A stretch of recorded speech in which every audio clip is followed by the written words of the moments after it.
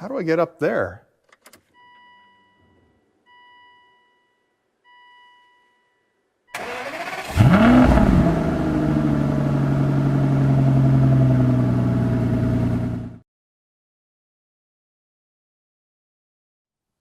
Welcome to another episode of Aston1936.com. In this episode, we're going to do something pretty basic that I've never done before in my car after owning it for 11 or 12 years. I've never actually had any reason to take out the rear fender liners. And you might need to take out the rear fender liners because you want to get to the top strut mounting bolts. Or you might be trying to work on the upper control arm mounting bolts and you can't get your ratchet over the end there, or you might be doing something with your brakes or whatever. There are things hidden in behind here that you might want to get to. So getting this plastic liner out is not difficult. There are 13 T30 bolts, and I'm just going to show you how to remove them and how to get the rest of the liner back out of there. Putting it back is basically just going to be a reverse of the same process. Now, on this side of the car, on the left side of the car, in the US, the driver's side, you're going to find that there's a little hose here that just pokes its way out. It's probably the trunk drain hose or something like that. And there's these little nibs for what you can feel, reach in behind and feel that there's a hose clipped into it. And I can already tell that somebody's been here before me because the hose is not clipped in to the top clip here. So just as you're pulling this apart, you're going to need to be conscious that there could be something hidden back there. I pulled it out of the clip. So don't just go ripping it out like a caveman. Take your time if something's resisting and see if there's something attached to the back. I don't know if it's the same on the UK cars, if that hose is maybe on the other side. So let's get started. So we just need a T30. As always, I prefer to break any bolt loose the very first time using a manual wrench. So I'm just going to go around and make sure that these aren't seized before I use a electric tool to do the real work. There we go. And then 3 down here.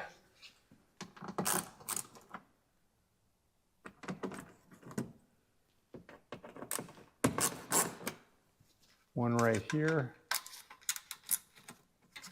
And then 3 more over here.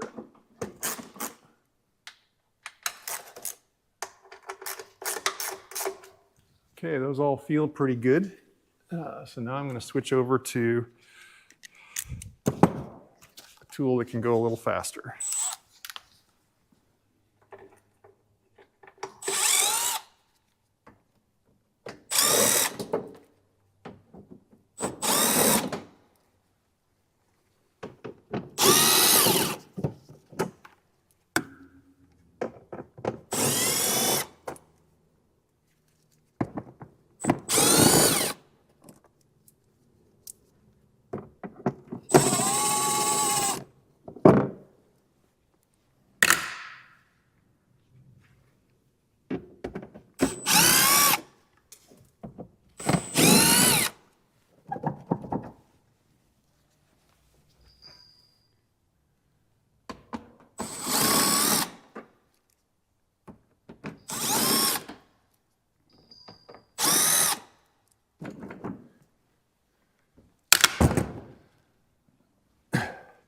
So this last one here, it's blocked. I can't use my electric tool with it because of the sway bar.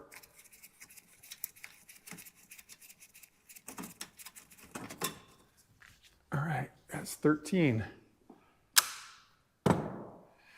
Now I think this is going to be the challenge. So I'm going to start at the back here, and I'm going to try to get this back flap under the painted part. Now that I've got that down, I can push this up and probably tuck this over. There we go. I'm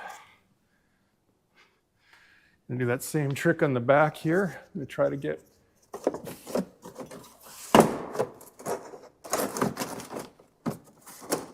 around this corner first.